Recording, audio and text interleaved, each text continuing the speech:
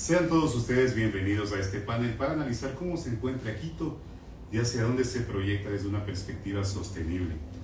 En Utopía Red, a propósito de este aniversario de fundación de la ciudad, nos parece importante abordar desde un enfoque sostenible los desafíos de la ciudad.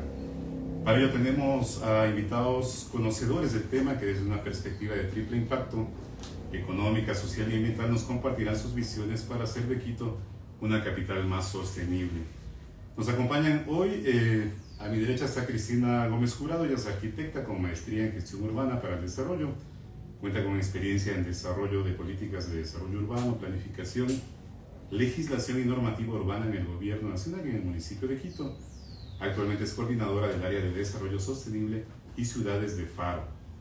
También está con nosotros Martín Bustamante, él es director de la Fundación Zoológica del Ecuador, director del Zoológico de Quito. Posee una licenciatura en Ciencias Biológicas de la Pontificia Universidad Católica del Ecuador y una maestría en Estudios Socioambientales de Flaxo, Ecuador. Y también está con nosotros Juan Pablo Guzmán, él es gerente de Articulación e Incidencia Política de Fundación REDNI.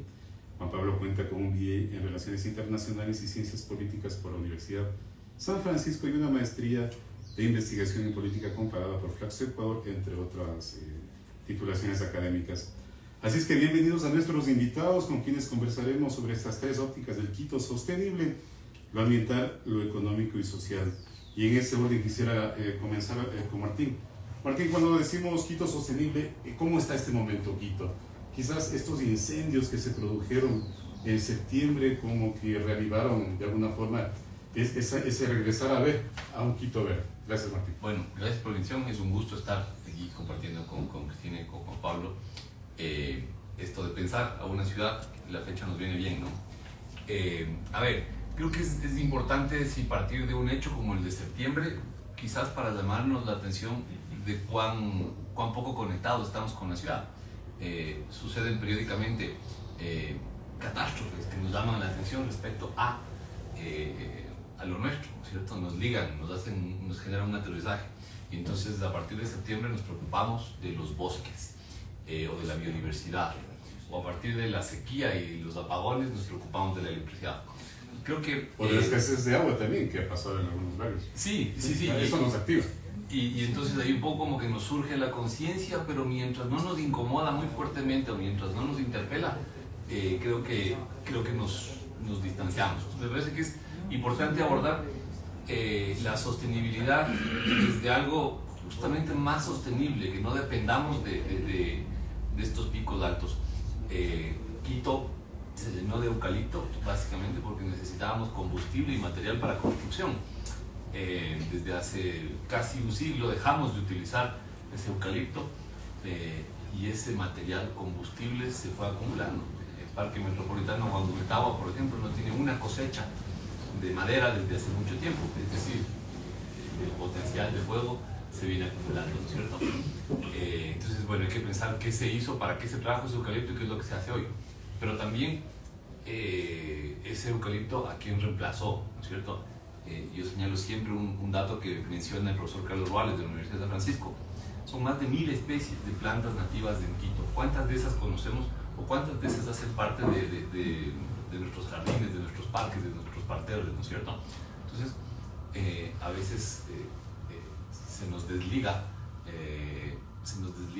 esa riqueza natural, esa memoria incluso cultural, ese vínculo con el terruño, ese vínculo con lo nuestro, se nos va desligando y solo se activa en estos momentos de crisis. Yo creo que ese es quizás una de las lecciones más grandes que debemos tomar a partir de septiembre, ¿no es cierto? Cómo volvernos a conectar y cómo ser parte de este entorno andino, maravilloso por cierto, como ningún otro, y hacerlo parte de la vida. El Ecuador es megadiverso y esa es una de las potencialidades de este país. ¿Y Quito cómo encaja dentro de esa perspectiva? Porque además de las especies que tú mencionas y la fauna urbana, ¿cómo le damos este componente a la ciudad?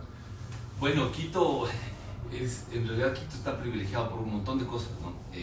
Quizás en lo único que se nos va Quito de las manos en cómo hacemos ciudadanía, pero el entorno biofísico de Quito es único. No hay ningún otro lugar en los Andes que sea como es Quito, ¿cierto? Nosotros tenemos a los 3 más grandes volcanes activos en torno a Quito, en torno a la olla de Gualdabamba, forman este sistema de agua del cual vivimos y al cual manchamos también, ¿no es cierto?, el Cotopaxi, la Antizana y el Cayambe.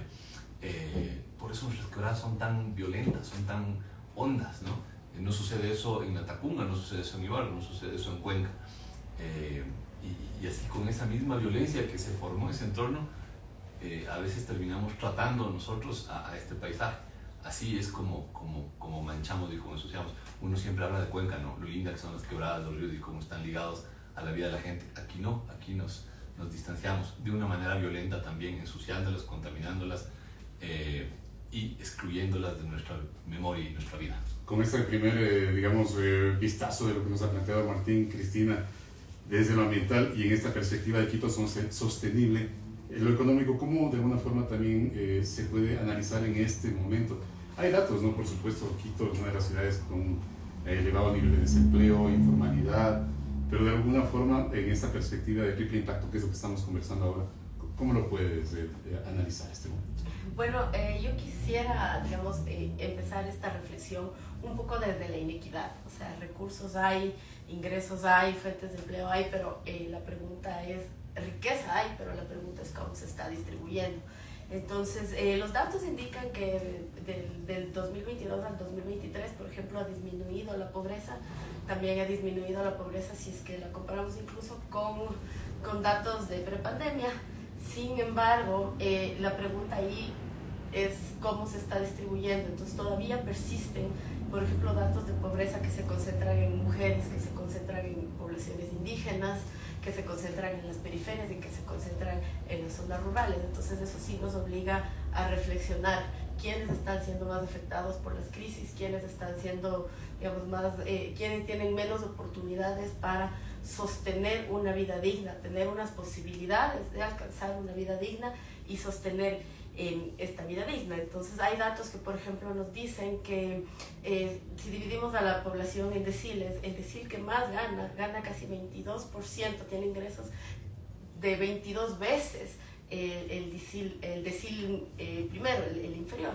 Entonces esto nos obliga a cuestionarnos mucho cómo se está, tenemos una ciudad justa, y creo que sí hay que reflexionar muchísimo esto, sobre todo en este contexto que estamos, crisis tras crisis, ¿no? Primero una crisis pandémica que fue realmente grave, y ahora una crisis ambiental desde todos estos, desde los incendios, desde los apagones, que nos están afectando todas las capacidades de generar ingresos. ¿Y qué pasa con estas personas que apenas sin una crisis lograban sostener una vida relativamente digna? Con una crisis ya no tienen recursos para hacerlo. ¿Y es una inequidad muy marcada en Quito? En Quito sí hay, el índice Gini todavía sigue siendo un poco alto, aunque se ha disminuido, sigue siendo todavía de 0,46, dicen los datos, que es casi la mitad, o sea, todavía hay muchísimo que trabajar. Creo que también vale la pena reflexionar, por ejemplo, sobre la vivienda. Los déficits de vivienda todavía son muy, muy altos. Si es que vemos costos de la vivienda formal, de lo que se podría considerar digna, con todos los... realmente no es accesible para gran parte de la población. La vivienda, en el mercado formal, en el mercado comercial, además, entendiéndola como la entendemos nosotros, solamente desde la propiedad privada, no es accesible para muchas, desde el punto de vista económico. Más la vivienda, mientras más accesible, normalmente en términos de precio, está más alejada. Entonces también nos hace reflexionar los servicios, la calidad del hábitat, están concentrados en lo que se denomina el hipercentro. Y la vivienda de más asequible en términos financieros económicos está más en las periferias. Entonces eso también nos hace reflexionar, además, sobre la movilidad. Acciones como el metro sí han tratado, pues hay que medir el impacto, pero parece que sí tienen un impacto en mejorar ese vínculo entre las periferias y las zonas donde están los equipamientos, donde están los servicios, donde están, por ejemplo, más empleos. Entonces, a propósito solamente de ese tema del metro, Cristina, también se dijo mucho que el metro iba a ser como un catalizador de impulsar la economía de la ciudad. Obviamente vamos un año, no sé si es que es un tiempo ya para establecer algún balance, pero esto ha contribuido desde lo que tú nos comentas, desde esta parte de inequidad, pobreza, la situación de la vivienda, por ejemplo. Es temprano para ver impactos, pero desde lo que se ha visto parecería que sí. Por ejemplo, la parada de San Francisco ha dinamizado muchísimo el centro histórico. Después podemos hacer esta reflexión sobre la informalidad o no la informalidad o el uso del espacio público para generar las dinámicas económicas. Esa es otra reflexión. Pero incluso hablaba el otro día con una persona que es activista en el centro histórico y me dice que incluso hay un poco más de dinamismo en el mercado inmobiliario para acceder a esos departamentos que a veces no tenían demanda porque claro, no se sentía accesible. Por ejemplo, eso es en términos del centro histórico. Yo sí creo que la disminución del tiempo de los traslados y con un pasaje que es muy barato, digamos, desde el punto de vista financiero, requiere un subsidio grande la operación del metro, pero creo que vale la pena ese tipo de políticas que finalmente son redistributivas. No, y el tema de productividad yo creo que sí es para conversarlo dentro de este análisis y volvemos con eso un poco más adelante, Cristina. Juan Pablo, desde la perspectiva social y sobre todo por la experiencia en estar midiendo muy de cerca los temas de desnutrición crónica infantil, ¿cómo tú miras al Quito sostenible desde esa perspectiva, el tejido social, la desnutrición, la niñez? ¿Cómo lo analizas? Gracias, Javier, y qué gusto compartir contigo, Cristina y Martín. Me gustaría en un primer momento tratar de conectar con dos elementos que han mencionado los colegas del panel. El primero, justo, me parece muy relevante este tema que nos plantea Martín sobre este tema de las crisis, ¿no? Y estas coyunturas que inclusive han llegado a ser bastante complejas. Y me parece importante contextualizarlo desde la perspectiva de la niñez. ¿Y a qué me refiero con esto? Digamos, pongámonos a pensar lo que significa, por ejemplo, para un niño el ver los incendios. O, por ejemplo, hubieron algunos colegios, por ejemplo, uno puntual que está cerca de Palugo, que los incendios estuvieron a metros de tomarse el colegio. Entonces, ¿qué significa para un niño o para una niña el enfrentarse a eso? Y sumemos que no solo vivimos el tema de los incendios, sino qué significa, por ejemplo, para los niños que ahora no puedan tener luz en su casa, por ejemplo, para poder hacer los deberes. Y había esta historia que se empezó a viralizar en redes sociales sobre que se veía a los niños y a las niñas haciendo los deberes en un centro comercial. Y a eso agreguemos el tema de la pandemia, del COVID, y a eso pongamos también el tema de las explosiones sociales como octubre del 2019 o junio del 2022 y reflexionar qué significa para la niñez este entorno tan hostil y tan agresivo que hemos vivido en los últimos años en Quito, insisto, recapitulando, con los incendios, con las explosiones sociales, con el COVID, con inclusive la crisis de inseguridad, que recordemos que en su momento muchos colegios también dejaron de recibir a los guaguas porque había unos contextos de amenazas de bomba y demás. Entonces, creo que es importante que cuando hablemos de estos elementos de sostenibilidad y como bien nos indicaba Martín, con estas crisis, estas coyunturas que lastimosamente es en ese momento donde se suele activar de alguna manera esta conexión con estos elementos, poner siempre sobre la mesa el tema de la niñez, lo que está sucediendo con nuestros niños y con nuestras niñas, porque creo que debería ser un elemento fundamental cuando hablamos de sostenibilidad, el poner a los niños sobre la mesa, a las niñas, y que puedan también ser parte de estos procesos, ¿no? Y por otro lado también me gustaría conectar mucho con lo que decía Cristina en cuanto a estos componentes de la inequidad. Y digamos, cuando uno se mete en esta literatura especializada, por ejemplo, del desarrollo, siempre uno se topa con estos conceptos de las trampas de pobreza, ¿no? Que son estos mecanismos que van reproduciendo la desigualdad y de manera intergeneracional, así como la pobreza. Y el ejemplo del libro de las trampas de pobreza es la desnutrición crónica infantil. ¿Y por qué esto es así? Porque lastimosamente la desnutrición, por ejemplo, cuando está presente en los niños y las niñas en sus primeros 1000 días de vida, es decir, desde la gestación hasta los 2 años, esto le repercute a lo largo de su ciclo de vida y afecta a los niños tanto en su capacidad de sentar las bases de su desarrollo social, físico, cognitivo, pero asimismo también va a afectar después a su capacidad de desenvolverse digamos, en el sistema educativo y finalmente en la misma manera también en el ámbito productivo. ¿Y Quito cómo está en ese indicador, Juan Pablo? Lastimosamente Quito no está con los mejores indicadores. De acuerdo a las cifras oficiales de la ENDI, por ejemplo, de las 4 ciudades autorrepresentadas, Quito tiene la tasa más alta de desnutrición crónica infantil de estas ciudades, como menciono. Y lastimosamente lo que se está viendo también es que cuando se hace un comparativo de lo que sucedía el año pasado, lo que está sucediendo el año actual, hay un incremento de la desnutrición crónica infantil. No podemos hablar con especificidad la magnitud de este incremento porque no tenemos significancia estadística entre las dos encuestas, pero sí vemos que hay una tendencia al alza. Y esto nos tiene que llamar muchísimo la atención porque, como menciono, y conectando un poco con lo que decía Cristina, o sea, si hablamos de si la ciudad es justa, tal vez la ciudad no es lo más justa cuando estamos hablando que es una de las ciudades con mayores niveles de desnutrición crónica infantil. Entonces, ¿qué significa esto y cómo esto va a repercutir a lo largo de la vida?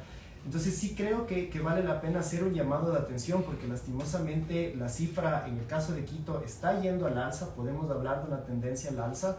Y por otro lado, sí creo que es necesario seguir planteando en estos espacios, estas reflexiones de cómo estas crisis, cómo estas coyunturas, cómo estas adversidades, cómo toda esta falta de oportunidades, esta falta de ciudadanía y de conectividad con las crisis y en general con los problemas estructurales afectan a la niñez. Creo que es importantísimo plantear ese tema. Y a partir de ese primer pantallazo que hemos hecho de lo ambiental, lo económico, lo social, Martín, ¿y qué acciones se están desarrollando? Porque quizás, claro, la gente se activa, se moviliza, el mismo incendio fue lo que habíamos conversado en el inicio, pero aparte de eso, ¿qué otras acciones está involucrada? De hecho, debe estar involucrada una autoridad local, pero la gente, las empresas, el ciudadano, ¿qué pasa con la educación ambiental? ¿Cómo palpar este tema de qué se está haciendo? A ver, bueno, creo que en Quito hay discusiones muy importantes, creo que se discuten cosas muy positivas, muy de avanzada, muy propositivas, pero también tenemos que contrastar con un escenario que es complejo, que es difícil, ¿no? Además de todas las crisis que venimos hablando, de esa inequidad, de esa marginación que es cada vez más fuerte en Quito, esos niños que no solo están en esa desnutrición, sino que viven cada vez en peores condiciones ambientales, por ejemplo, vemos que es difícil generar una respuesta institucional. La institucionalidad se cae, ¿no es cierto? ¿Cómo se construye la respuesta que debería haber de parte de una sociedad, ¿no es cierto? La responsabilidad sí recae sobre discusiones y diálogos que todavía son muy focales, muy puntuales, y que no permean y que no logran arraigar en la institución pública, ¿no es cierto? Es difícil plantearse una política pública en temas ambientales en una ciudad como Quito. Hay algunas cosas muy interesantes que han pasado. La administración actual, por ejemplo, tiene a la Secretaría de Ambiente como la entidad reguladora de la política ambiental y debajo de ella entidades muy importantes como la empresa de agua potable, la empresa de aseo, la de residuos, que era algo que no pasaba, ¿no? Las secretarías eran muy relegadas antes porque las empresas eran las que tenían la plata. Ahora se está articulando de una manera diferente. Sin embargo, eso va a tomar tiempo porque hay una cultura organizacional en el que quien tiene la plata es el que manda. Pero, por ejemplo, en respuesta al caso de los incendios, con todo lo difícil que es y con la normativa que hay que vencer, ya se ha dado una articulación entre lo público y lo privado para encontrar un mecanismo de respuesta que no necesariamente obedezca a lo que dice la norma. La norma nos llevaría a restaurar los ecosistemas de una manera mucho más lenta, nos llevaría a hacerlo mucho más torpemente. Entonces se han generado alianzas, ¿no? Creo que esto es positivo. Ahora, hay solamente a partir de esta parte de la normativa que surge desde el municipio y esta ordenanza verde-azul, ¿qué tanto de alguna forma también sí establece lineamientos orientados a una perspectiva más sostenible desde lo ambiental para la ciudad? Sí, establece. La ordenanza verde-azul plantea una serie de hitos que deben irse implementando, pero a veces uno entra digamos, uno ve la contradicción que hay cuando tienes la ordenanza que la formula la misma municipalidad, se aprueba a través de consejo, pero por otro lado la respuesta a una sentencia de corte constitucional como las de Río Monjas o la de Río Machanga ahora mismo, en la que la municipalidad se siente atacada y contrapone, no lo asume como un desafío de ciudad. Creo que el tema es ese, es ver cómo construimos de manera colectiva, administración pública, sociedad civil, empresa privada, el desafío de ciudad. No es la jugada que hacemos los unos contra los otros, ¿no? A veces parece que termina siendo así. Entonces, ¿cómo podemos hacer esta respuesta de que todos estamos en un mismo lado, todos somos parte del mismo equipo, ¿no? Y la participación de los otros actores, empresas, ciudadanos, instituciones, se articula, se suma, o hay que todavía empujar un poco más? Hay que empujar y hay que darle contenido, porque a veces la participación es un poco light, es un poco ligera. El activismo, digamos, las redes sociales nos ayudan a tener una participación sin contenido, una participación vacía, ¿no es cierto? Emocional, muy... Sí, muy visceral, muy emocional, muy de comentario, muy de like. Y ya, la empresa privada también actúa desde esa forma. La empresa privada está buscando like. Entonces, tener una acción de responsabilidad social es una siembra de árboles, nos vamos, no volvemos, ¿no es cierto? Entonces, ¿cómo hacer que dejemos de actuar en función de likes? La vida se nos está convirtiendo en eso, ¿no? Entonces, en lo ambiental mucho. Y a partir de eso, ¿qué se está haciendo? Cristina, tú planteabas la inequidad al inicio de esta conversación, pero ¿se está haciendo algo? A ver, digamos, es un escenario súper complejo donde, claro, estamos insertados en un contexto nacional, en un contexto regional, en un contexto global que es bastante difícil. O sea, estamos en este momento, en este año, estamos navegando unas crisis, digamos, desde las mundiales, guerras, crisis climáticas en todo el mundo. No es que somos los únicos que estamos sufriendo el cambio climático. Desde lo local hay algunas propuestas desde la municipalidad, por ejemplo, de aligerar ciertos trámites. Hubo algunas medidas que emitió el alcalde para hacer frente por lo menos a la crisis económica inmediata de los apagones.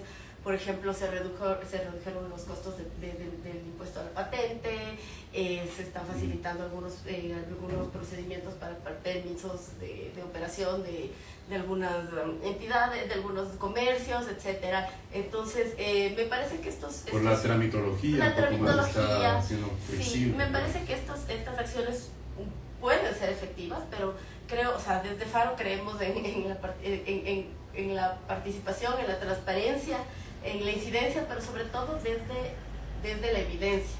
Entonces creo que es importante generar esta investigación que nos permita efectivamente identificar cuáles son las acciones de este tipo de acciones, cuáles son las que en realidad logran de alguna manera reducir las inequidades. O sea, porque riquezas de ingresos hay, pero cómo apalancamos cómo profundizamos estos sistemas de protección social que, digamos, existen el desarrollo humano, etcétera.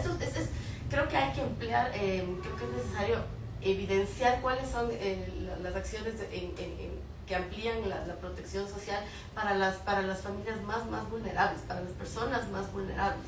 Entonces, que existe pobreza extrema, creo que ahí es donde deberían focalizarse subsidios, focalizarse, digamos, distintos mecanismos de protección social. Pero ahí, Cristina, si bien la autoridad, la alcaldía, tiene quizás la batuta en emprender este tipo de iniciativas, yo voy haciendo periodismo ya algunas décadas y me han invitado muchas veces a la presentación de las agendas para tal periodo. Y después viene una nueva administración y viene una nueva agenda y es otro periodo. ¿Cómo de alguna forma decir, ok, miren, todos pongamos de acuerdo y hagamos esto, pero efectivamente con una visión mucho más clara y compromiso para que el borre va de nuevo? Evidentemente es difícil subirnos todo en los mismos barcos, porque cada uno tiene, digamos, cada sector puede jalar para distintos lados. Pero como decía, desde Faro, por ejemplo, creemos mucho en el seguimiento a los ofrecimientos digamos, a la transparencia, a que se cumplan los ofrecimientos desde la autoridad. Por ejemplo, tenemos una iniciativa que se llama Del Dicho al Hecho, donde se hace un proceso de asegurar o de revisar, no quiero decir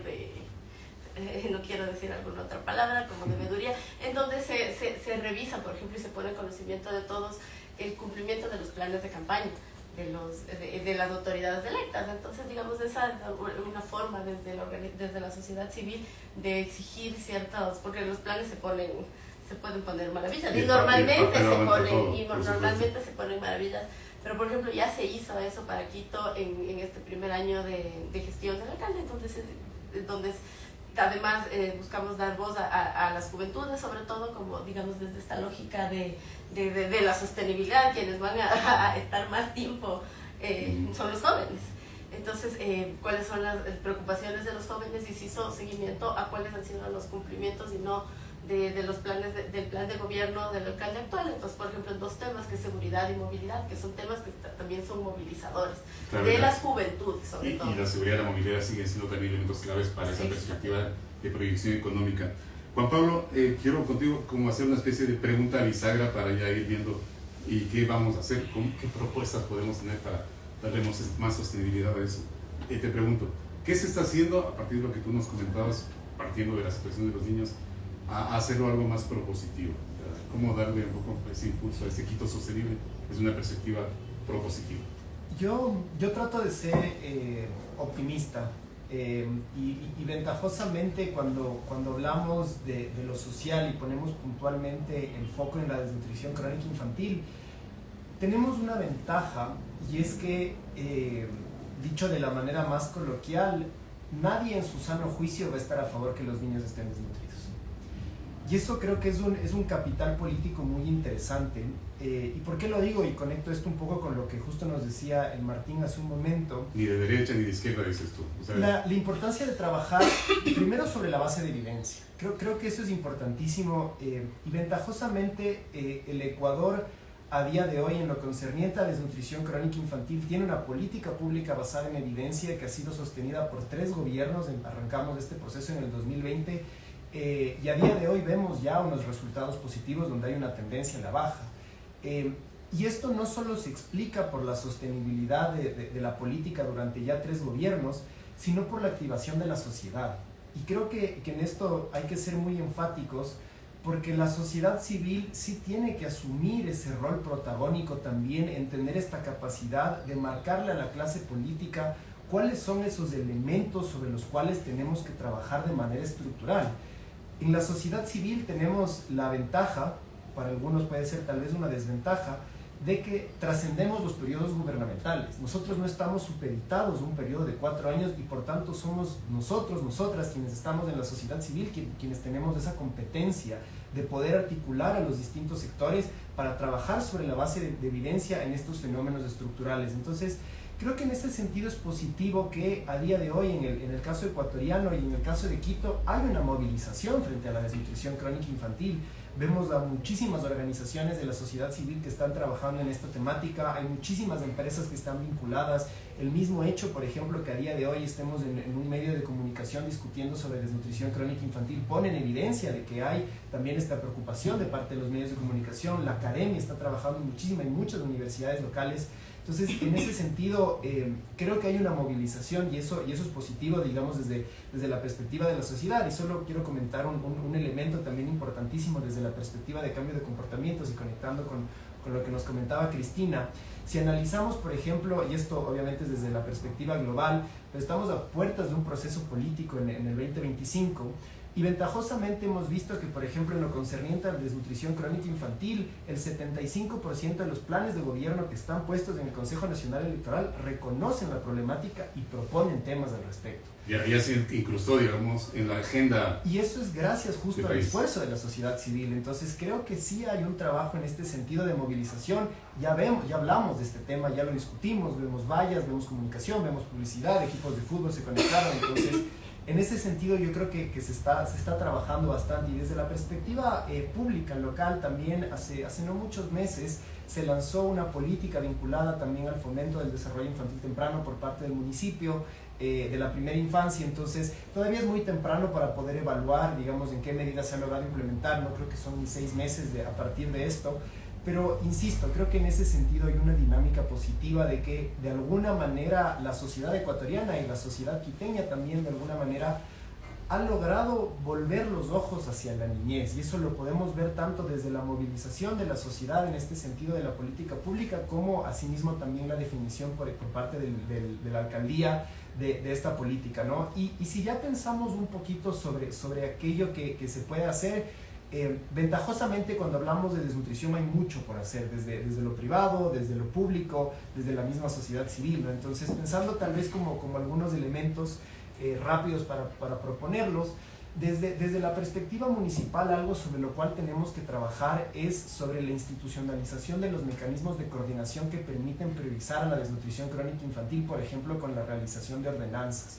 Entonces, a día de hoy, por ejemplo, ya hay varios cantones que han aprobado ordenanzas específicas sobre desnutrición crónica infantil, como Guaranda, como Bucay. En Guayaquil ya se está presentando para segundo debate la ordenanza, Y en el caso en Ibarra también. de la ordenanza, ¿cuál debería ser la esencia de una ordenanza y lo prioritario para que eso como que impulse y catalice más? Desde mi perspectiva, la ordenanza tiene que conseguir 3 objetivos puntuales. El primero es transversalizar el enfoque de desnutrición crónica infantil en la gestión municipal. Por ejemplo, hay muchos gobiernos locales que están brindando servicios de atención directa, por ejemplo, a la población objetivo vinculada a la desnutrición crónica infantil, como pueden ser madres gestantes o niños y niñas menores de 2 años, pero lastimosamente no hay un enfoque en desnutrición. Entonces, se está trabajando, por ejemplo, temas de género, que es importantísimo que trabajar, pero en ese momento, digamos, ya con la población captiva se puede trabajar los temas de desnutrición crónica infantil. Ese sería ese sería el primero, ¿no? Uh-huh.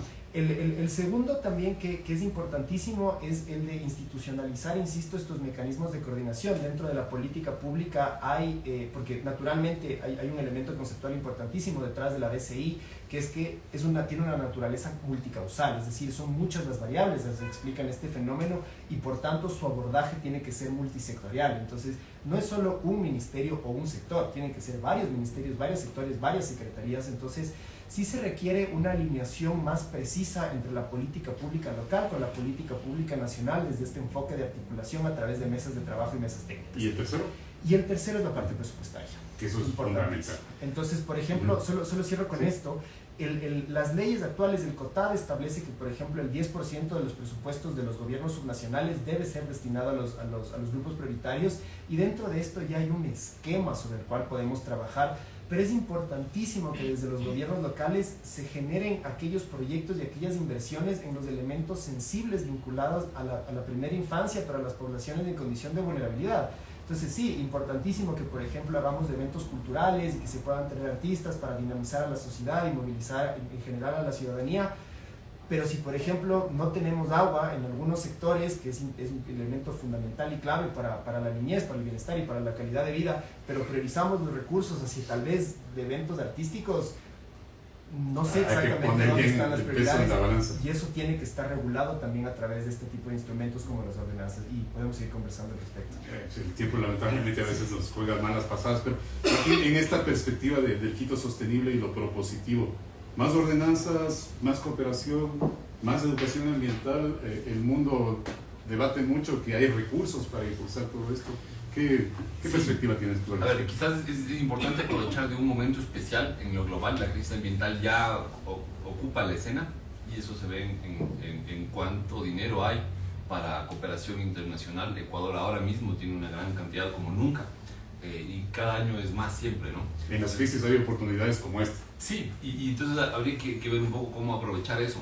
También creo que es súper necesario hacer esa priorización, en dónde poner los recursos y en dónde poner, por ejemplo, los subsidios. Creo que son absolutamente necesarios hacia lo social, hacia estas situaciones de crisis, como mencionaba Juan Pablo, la desnutrición crónica, pero también, por ejemplo, hacia la vida digna en los barrios, como mencionaba Cristina, ¿no es cierto? Que los barrios, por ejemplo, vayan ganando en zonas de naturaleza. La naturaleza es un espacio de reproducción de la vida, de esa vida digna, ¿no es cierto? Que puede tener que ver con cosas casi tan superfluas, entre comillas, como la recreación en este punto de la discusión. La recreación termina siendo casi un lujo, ¿no es cierto? Pero desde la recreación hasta la alimentación, ¿no es cierto? Entonces creo que hay que ver un poco cómo empezar a fomentar que en Ecuador, en Quito se hacen cosas interesantes desde la agricultura urbana. Quizás debería ser un poco mayor.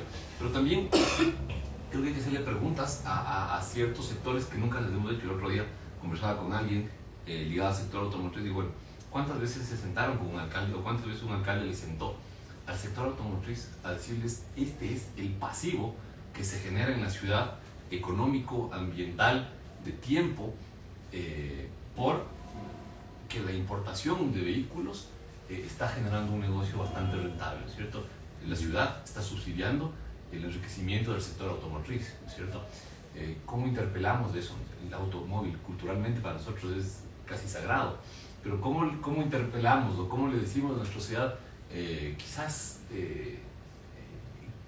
qué podría estar mejor, ¿no es cierto? Entonces, creo que hay que hacer eso, creo que hay que abrir las discusiones Y a veces se valora el porcentaje de crecimiento anual de venta de autos, sí, per se, y no tanto el... Y tienes años, bueno, solo el de la pandemia fue un año de no crecimiento, pero 2020, pero de ahí tú ves que crece más que la economía, ¿no es cierto? Que crece más que todo lo demás en Ecuador, crece más que la población, más que la economía. Entonces, ¿cómo es de absurdo un negocio así y todo lo que significa en lo ambiental, todas las complicaciones que nos genera y todo lo que genera también en esa vida digna que decía Cristina, ¿no? Entonces creo que es importante ir articulando más discusiones, interpelándonos y ver cómo respondemos y también cómo establecemos prioridades, ¿no es cierto? Chévere el negocio automotriz, pero quizás podemos, por ejemplo, plantear que asuma más los costos ese mismo sector. Ese tema sin duda para seguirlo conversando, pero por el tiempo quisiera cerrar, Cristina. Entonces, en esta perspectiva del Quito sostenible, desde una visión socioeconómica en este caso, ¿cómo llegar a darle precisamente eso? Sostenibilidad, ¿cuál sería algo propositivo para ese objetivo? Bueno, yo sí estoy convencida de que sí es necesario fortalecer, digamos, los mecanismos de protección social y los subsidios y la focalización de subsidios en la población más vulnerable, pobreza, extrema pobreza, etc. Entonces, me parece importantísimo pensar, por ejemplo, en vivienda, en generar mecanismos de acceso a la vivienda desde lo público. Desde lo privado no va a suceder, digamos, ahí hay unas lógicas de mercado en las que digamos, los productos inmobiliarios, los productos formales inmobiliarios están lejísimos del alcance de la gran mayoría de la población.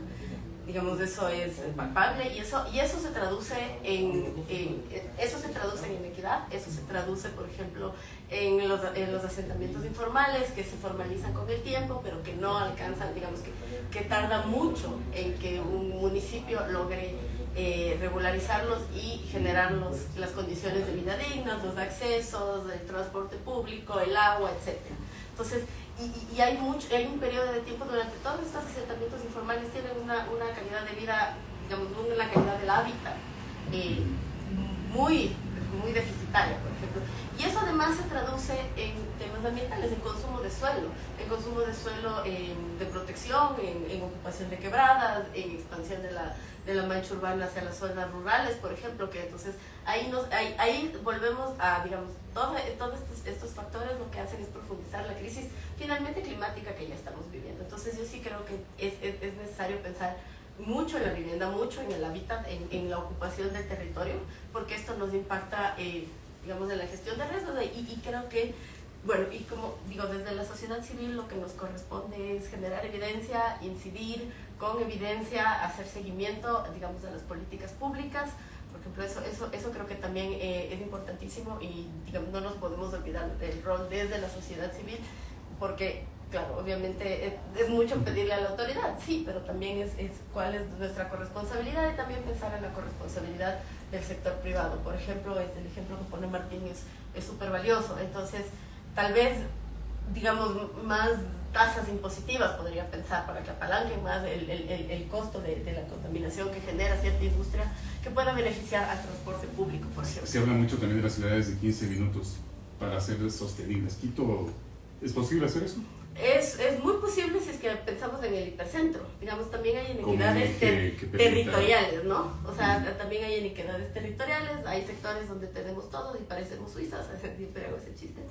Y hay otros sectores que tienen una calidad del hábitat muy deficitaria. Entonces, y claro, y seguimos en estas trampas de la pobreza, ¿no? Porque entonces no tengo vivienda y me tengo que transportar 2 horas en vez de 10 minutos. Entonces, una persona que ya de por sí no tiene grandes ingresos, para generar esos grandes ingresos, que se yo, una empleada doméstica, tiene que además transportarse 2 horas y media, por ejemplo. Entonces, sí se genera, entonces es ideal esto de la ciudad de los 15 minutos, porque significa que tengo servicios de distintas escalas, sobre todo el territorio, para que entonces puedan tener acceso a salud, a educación, incluso a recreación, a espacio público de calidad, por ejemplo, en 15 minutos. Entonces eso incrementa la calidad de vida, pero si es que nos hacemos un análisis territorial, hay muchos sectores que no tienen buenos espacios públicos, y hay otros que sí. O sea, si vivimos cerca de la Carolina, estamos entre el metro y el metropolitano y la Carolina, pero si vivimos en el fondo, en San José del Morán, es muy complicado acceder a servicios de salud. Entonces, pero también es necesario también pensar en dónde se focalizan los recursos. Y Juan Pablo, no van a ser 15 minutos, pero sí 15 segundos. ¿Con qué idea terminamos esta conversación?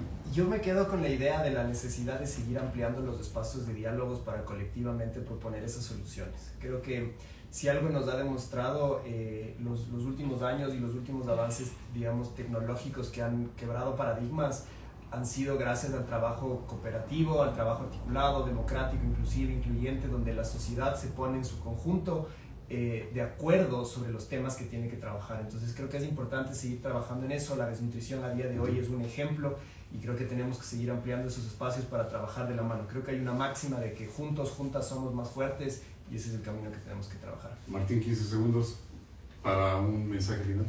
Bueno, creo que tenemos una oportunidad para construir Quito, construir ciudadanía, construir tejido social, construir una vida más digna aquí entre todos. Y creo que además coincidimos en eso, el optimismo, la necesidad y la voluntad de hacerlo, de vivir mejor, justamente a partir de estos nuevos valores, de reafirmar valores de ciudadanía. ¿Y Cristina? Estoy convencida de que tenemos que involucrarnos en todos, o sea, deberíamos promover y deberíamos todos involucrarnos en los asuntos públicos porque son los que nos afectan a todos. Muchas veces desde la sociedad civil decimos, ay, eso no, la política no tiene nada que ver conmigo. Y digamos, los asuntos públicos son de todos, son eminentemente de todos y es necesario seguir participando y seguir teniendo espacios de diálogo, seguir reflexionando sobre estos temas que necesariamente nos afectan. Y es la palabra clave, involucrarse, creo que nos corresponde a todos. Agradezco la presencia de Cristina Gómez Jurado, de Faro, a Martín Bustamante de la Fundación Zoológica y a Juan Pablo Guzmán de Fundación Red. Y a ustedes, muchas gracias por acompañarnos en Utopía.